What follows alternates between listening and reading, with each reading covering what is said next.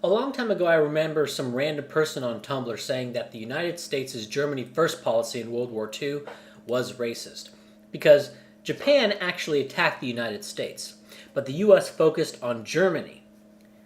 And this was because, apparently, the US was more interested in saving Europeans from Hitler than in saving Asians from Japan. But what if the US did the opposite? What if the US focused on Japan first? How would that be called racist? Well, easily. They would say, see, even though Germany was clearly the bigger threat, the United States was so galled by a non European military power that they focused on Japan first. So, no matter what the US did in that situation, it would be racist, or at least portrayed as racist later on.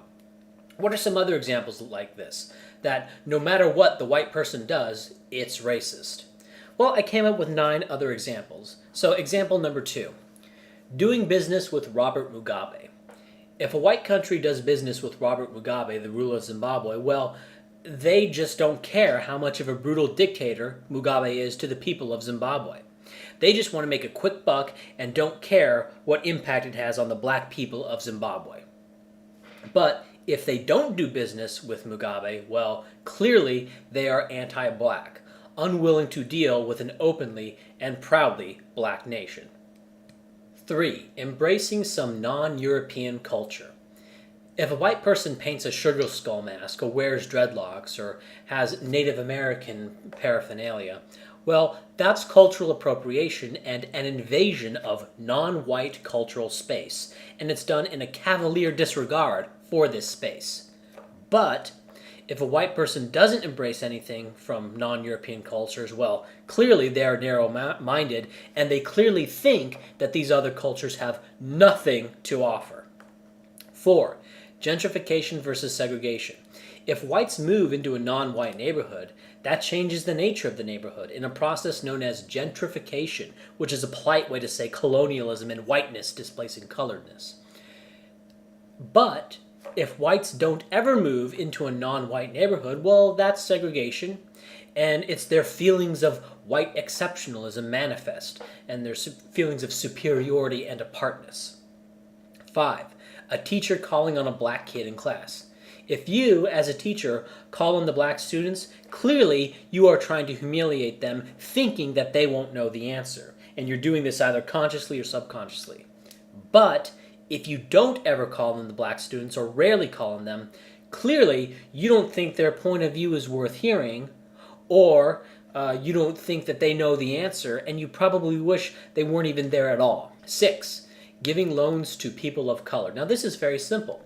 If you give people of color a loan, well then you're obviously a predatory lender. You don't care if they can pay it back or not. And you are all too happy to come in and gobble up their assets if and when they are unable to pay the interest. But if you don't give them a loan, well, it's either because you don't think they can succeed because they're non-white, or you know they'll succeed, but you'd rather lose money than support colored success. 7. Buying from black stores. If you buy from black stores, that increases local demand, which not only raises overall prices, but it will cause a shift in what the black-run stores produce or what they put on their shelves in order to cater to their white customers like you. And this harms black consumers in that area, and it is also an indirect form of gentrification or neocolonialism. However, if you don't buy from the black stores, well, then you probably have something against black stores and are against interacting with and being around black people. Clearly racist, you only go to the white stores. 8. Trying to work at a black company. If you try to work at a black company, of course you are invading their space, and that's gentrification, as we've been over.